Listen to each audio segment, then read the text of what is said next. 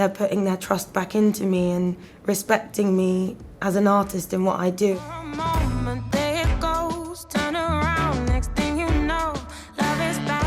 Jamz Supernova, and I'm catching up with the artists who are shortlisted on the Hyundai Mercury Prize. Celeste, your album, Not Your Muse, is on that list. How does that feel? Well, it's a huge honour, and I've said that a lot already today, but I really mean it, and I think that it was the last thing I expected to hear, really, this year. I think I've always wanted to and hoped to achieve, being shortlisted for this prize. But I didn't really expect it would happen for maybe a few years to come, or maybe on my third album or something like that. So yeah, it just feels really positive, and I feel grateful to sort of be acknowledged amongst all of those other people. You've had various sort of, I guess, achievements along the way, but does this feel like the cherry on top? This really does, yeah, because I think it's such a credible kind of award and occasion. I want to talk about, because obviously, you have such a aesthetic look, a specific sound and era. We know the artists that you've kind of grown up listening, your Etta James, your Ella Fitzgerald, your Billie Holidays. How do you take a sound that you love so much but then make it feel contemporary, modern and youthful, which you've done? That's a good question. I think for me, I've never really strived to make it sound modern, because I think in doing that, it kind of goes against sort of the fibre of everything that I know and the things that I know so well. So sometimes I write titles, and sometimes I'll go for a dry spell where I can't think of any titles, but sometimes I'll get to write 40 titles down or something.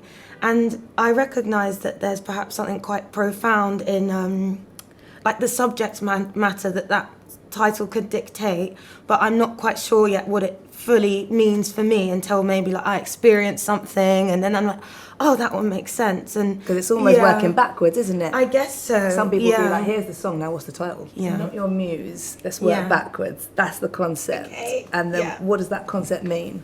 Well, Not Your Muse, on the whole, as an album, is something that I think empowered me in the process of making it. And I only really felt that towards the very end of it. And so that's why I chose that title for the album. And I saw that as the end of making the album was really the beginning of me finding that empowerment again, and finding myself within my music again, and knowing my true voice within all of that.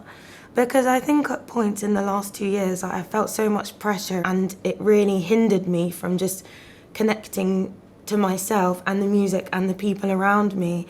And eventually I just said that I really want to work with who I ended up working with, someone called Josh Crocker that is in Got Street Pop. I know he just understands what I'm trying to say without us having to communicate that much. It's more like telepathic communication.